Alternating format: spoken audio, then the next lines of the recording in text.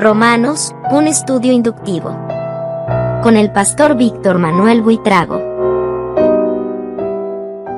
Amantísimo Dios, te suplico por el poder del Espíritu Santo que seas nuestro guía, que nos tomes de la mano y nos lleves, Señor, por estos versículos que vamos a estudiar hoy, y que seas tú quien nos enseñas, quien nos muestras el camino y quien nos da la fuerza para mantenernos, Señor, en tu palabra. Te lo ruego en el precioso nombre de Jesús. Amén, amén.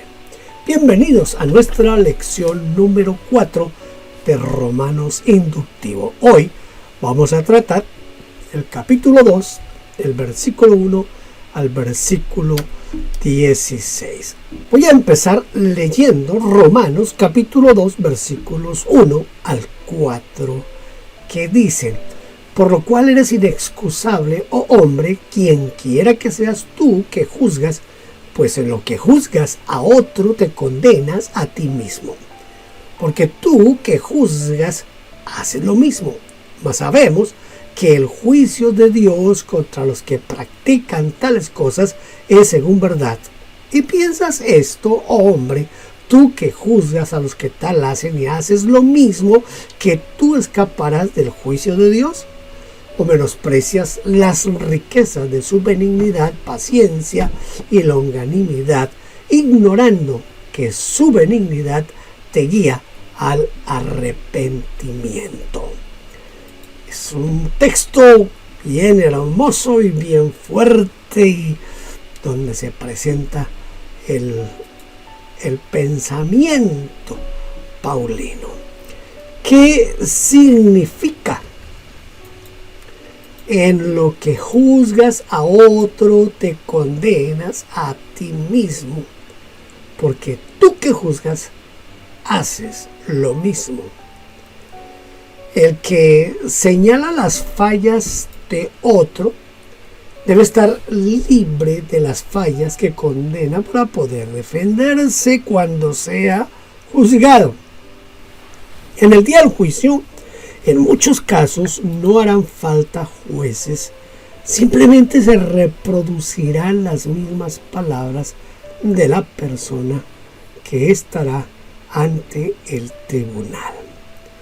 Esas palabras lo absolverán o lo condenarán, como dijo el Señor Jesucristo: por tus palabras serás juzgado y por tus palabras serás condenado. Si hablamos en contra de la justicia y sobre cómo deberían ser castigados, y si uno fue injusto, las palabras que ha dicho serán su sentencia. Simple como es. Dice Pablo: te condenas a ti mismo. ¿Cuáles son los errores más comunes que uno comete con Dios? En primer lugar, el primer error es pensar que uno puede escapar del juicio de Dios. ¿Y piensas esto, oh hombre, tú que juzgas a los que tal hacen y haces lo mismo, que tú escaparás del juicio de Dios? El segundo error es despreciar a Dios.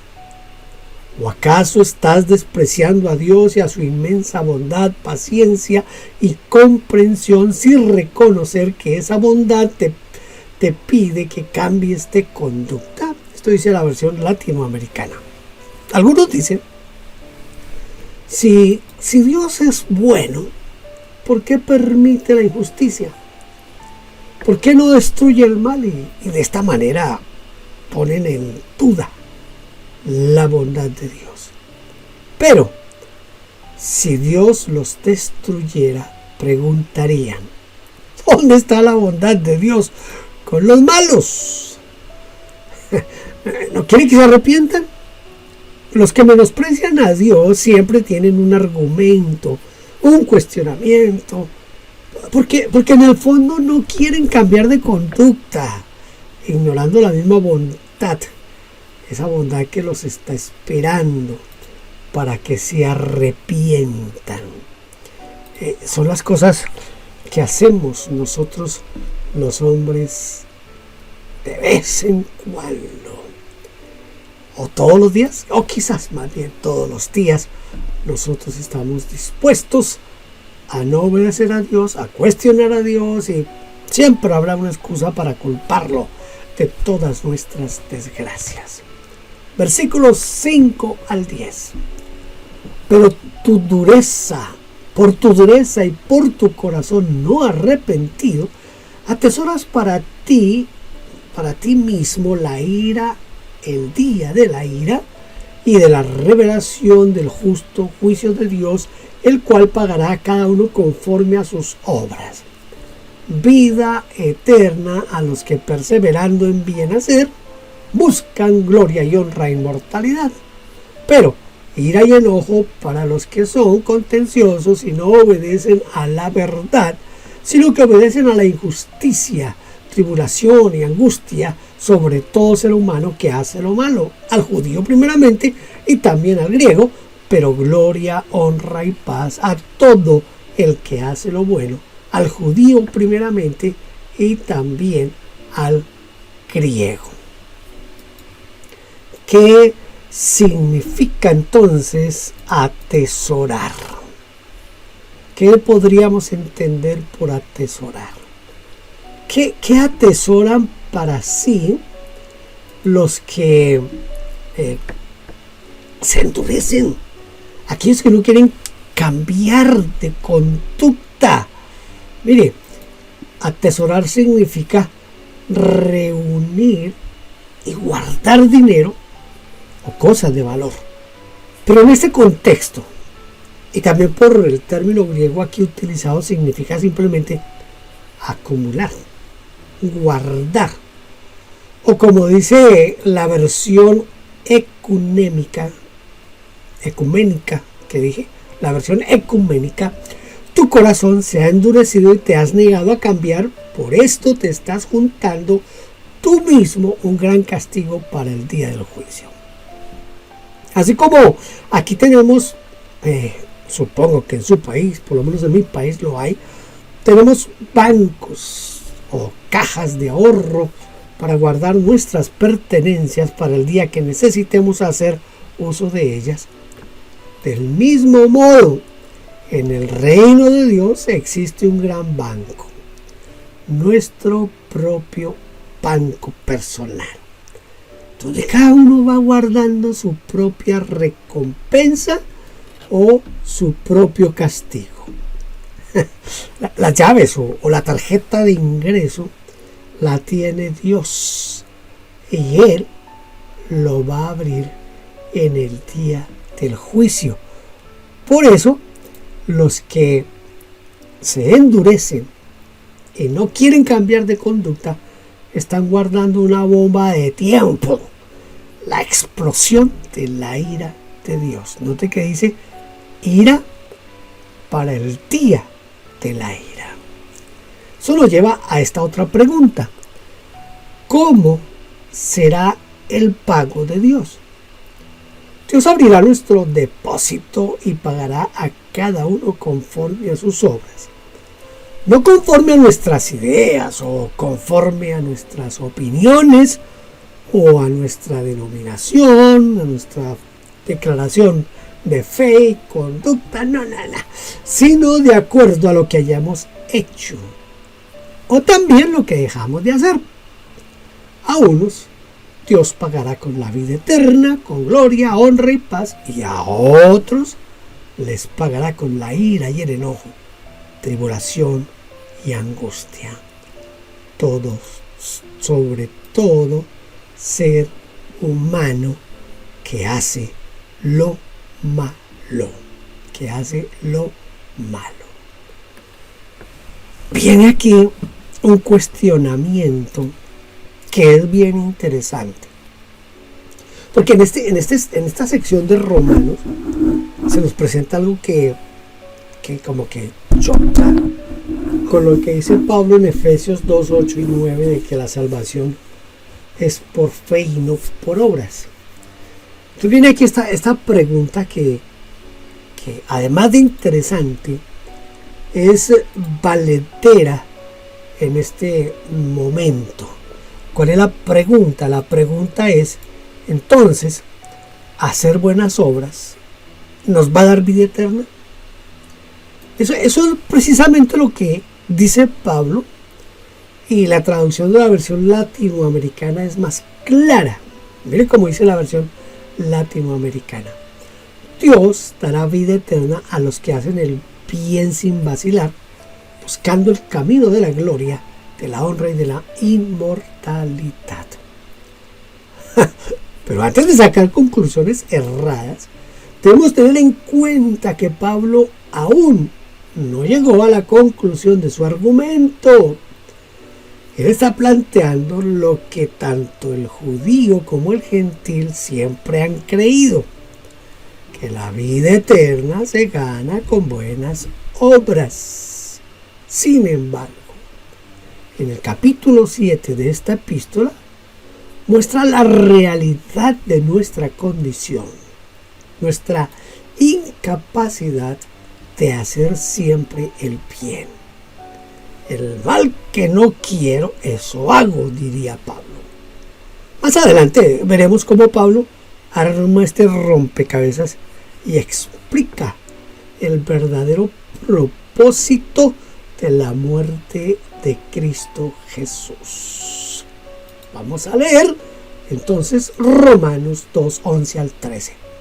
Porque no hay acepción de personas para con Dios, porque todos los que sin ley han pecado, sin ley también perecerán, y todos los que bajo la ley han pecado, por la ley serán juzgados. Porque no son los oidores de la ley y los justos ante Dios, sino los hacedores de la ley serán justificados. Este capítulo, bueno, y en esencia, todo Romanos nos va a llevar a preguntarnos muchas cosas, porque aquí están planteando cosas demasiado serias. ¿Qué quiere decir con esto de que no hay acepción de personas para con Dios? Cuando vemos que ha escogido a Israel dentro o entre todas las naciones, ha elegido a Jacob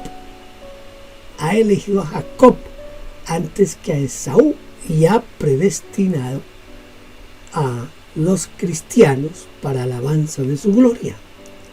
Además, la vida nos enseña que algunos tienen algunos dirían más suerte, ¿no?, que otros. Tienen más oportunidades para prosperar o enriquecerse que otros. ¿En qué sentido, entonces, Dios no tiene preferidos, no tiene favoritos, no tiene parcialidad? Esto es bien interesante aquí el asunto. Quiere decir que si bien Israel fue escogido para ser su especial tesoro más que todas las naciones, cuando se apartó de él, Dios no hizo la vista gorda ni disimuló el pecado. Sea Israel o cualquier pueblo de la tierra, si se resbala, recibirá su castigo. Los principios de Dios están más allá de la prosperidad, de la suerte, de las oportunidades, porque todo esto es temporal. Lo que importa es la eternidad. Lo que importa es la eternidad. El judío religioso pensaba que Dios sería más condescendiente con él que con el pagano, porque tenía la verdadera religión, según él, ¿no? Tenía la ley de Dios. Pero a Dios no le importa esto, porque todos los que sin ley han pecado, sin ley, pues van a perecer. Y todos los que bajo la ley han pecado, aquí se refiere a los israelitas que tenían la Biblia como su guía, sus mandamientos como obligación. Dice, por la ley serán juzgados. Es decir, Dios no será condescendiente con ellos porque saben más que otros, porque no son oidores de la ley los justos ante Dios, sino los hacedores de la ley serán justificados. Interesante todo esto, ¿verdad? Porque a veces nos pareciera que nos quieren llevar a que sí, al fin y al cabo las obras importan, sí hay que tener en cuenta. Y hay ciertos sectores de la iglesia que se inclinan mucho por eso, por el cómo se visten, por el que comen, por el cómo se comportan. Todo eso es parte de ese entramado. Romanos 2, 14 al 16. Porque cuando los gentiles que no tienen ley hacen por naturaleza lo que es de la ley, estos, aunque no tengan ley, son ley para sí mismos, mostrando la obra de la ley escrita en sus corazones, dando testimonio su conciencia y acusándoles o defendiéndoles sus razonamientos en el día en que Dios juzgará por Jesucristo los secretos de los hombres conforme a mi evangelio. ¿Cómo juzgará Dios a los que jamás oyeron acerca del evangelio? El apóstol Pablo escogió cuidadosamente las palabras para definir una idea o un concepto teológico. Por ejemplo, dice, mostrando la obra de la ley escrita en sus corazones. No dice mostrando la ley, sino la obra de la ley. Cada hombre viene al mundo con la obra de la ley, es decir, con un patrón de conducta que le indica lo que está bien y lo que está mal, que es muy diferente a la conciencia, porque añade lo siguiente, dice, dando testimonio su conciencia. En otras palabras, la conciencia da testimonio de la existencia de la obra de la ley en cada persona, acusándolos, acusándolos o defendiéndolos sus razonamientos. Es decir, que la ley y la conciencia dialogan en un mutuo careo. Por un lado, la ley que enseña una cosa, por otro la conciencia que sensibiliza la distinción entre el bien y el mal. Es decir, que la conciencia transforma el conocimiento en sentimiento. De aquí surgen los sentimientos de culpa que genera nuestra conciencia. Cuando la persona no hizo lo que demandaba la obra de la ley, cuando se silencia la voz de la conciencia reiteradamente, esta se cauteriza y uno no siente absolutamente nada, ni cuando mata, roba, viola, engaña, defrauda, adora imágenes, insulta a Dios, quebranta las leyes y, bueno, ¿a qué podríamos seguir? Porque la conciencia fue desactivada. Es decir, la gente prefiere desenchufar la conciencia. A mí me gusta esto de que la conciencia fue desactivada, fue desenchufada, para que de esa manera la persona pues puede como actuar como se le viene en gana y no siente absolutamente nada. Sin embargo, allí aún permanece la obra de la ley en su interior, que sigue enviando la información. Esto explica la conciencia moral en las culturas ateas, porque ¿quién les enseña el valor del altruismo, la lealtad, el amor al prójimo, la obediencia, la honestidad y otros aspectos éticos? ¿De dónde viene ese conocimiento universal del bien y del mal? No hay duda que proviene de las obras de la ley escritas por Dios en la genética humana.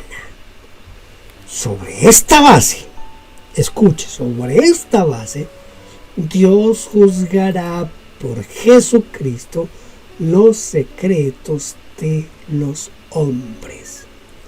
Esos secretos están almacenados como almacena la caja negra de los aviones todos los detalles del vuelo y cada palabra que se dijo antes del siniestro. Y aunque el avión se incendie y explote en el aire, los investigadores saben que esa caja resistirá y seguirá guardando la información.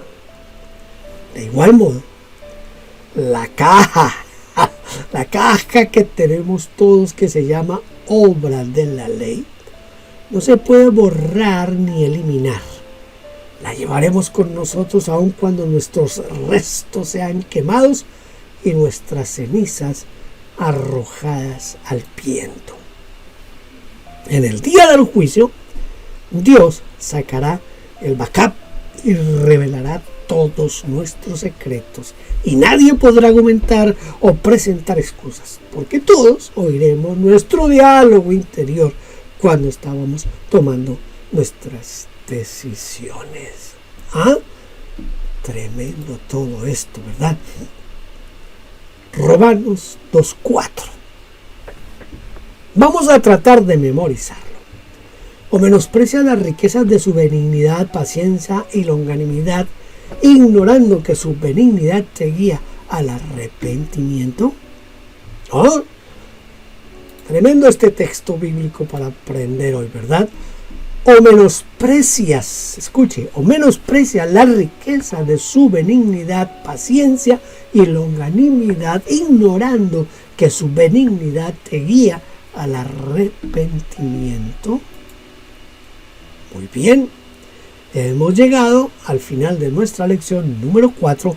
Espero poderlo ver en la lección número 5. Dios le bendiga. Yo creo que voy a tener que hacer una clase extra o algo como una explicación extra a ciertas cosas que se van quedando por ahí en el tintero de Romanos. De todas maneras, usted sabe que me puede escribir si tiene inquietudes, preguntas. Me puede escribir a victorbuitrago@gmail.com. Yo con todo gusto le voy a contestar. Dios le bendiga y nos vemos en la lección número 5. Gracias por vernos. Déjenos su huella suscribiéndose y comentando. No olvide campanita y compartir. Dios le bendiga.